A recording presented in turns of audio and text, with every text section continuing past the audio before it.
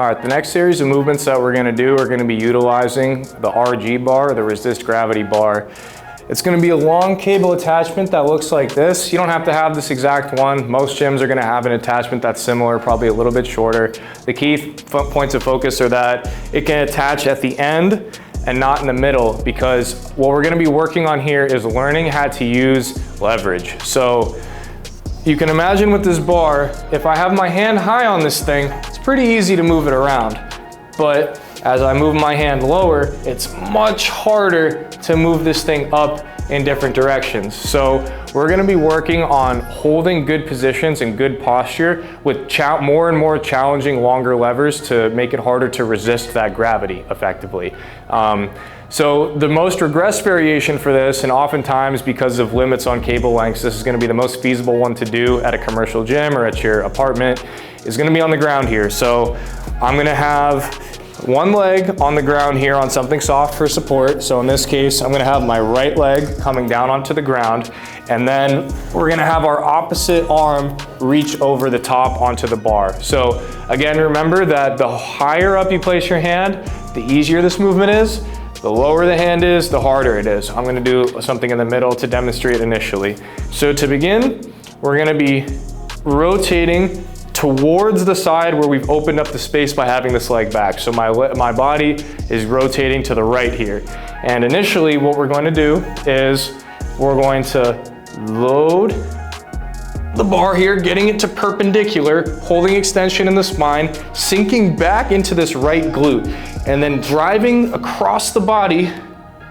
We're going to come up and extend at the hip as the torso leans back and the bar extends overhead, making sure that we get a little oblique crunch and we're not flaring the ribs.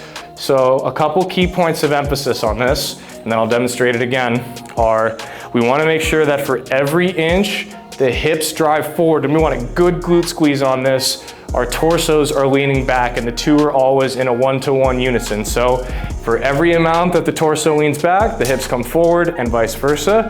And then we also want to think again about holding good extension in the back as we're reaching overhead, making sure that we keep good tension, not just in the glutes, but in our core to prevent our ribs from flaring out. So keeping ourselves honest there, just like in the standing neutral cues. And then getting a good drive across the body with the bar, utilizing that strong side chest. And then you can also think about, as you get further and further down this bar, twisting in opposite directions to, imagine this is a towel and you're gonna wring out the towel. Twist it in opposite directions to get your shoulders twisted into place, both into external rotation. And we can think about sinking back, and then again, driving this guy up and overhead, torso back, hips forward, head facing forward the entire time. All right, so building on the ground-based version of the RG bar press, now we're gonna connect it with the Gait cycle by learning how to step backwards with that same movement as well. So if you have a cable machine at your gym or your apartment, wherever you may be, that enables enough space for this, this is an awesome variation. Recognize it might not always be possible given space constraints on the cable, but if you do have the space, 100% worth giving a shot to. So it's gonna be the exact same setup that we had before, except this time, as the hip comes forward, instead of being stationary and just continuing to push, we're gonna take a step backwards, which will help us drive even more extension out of the bar.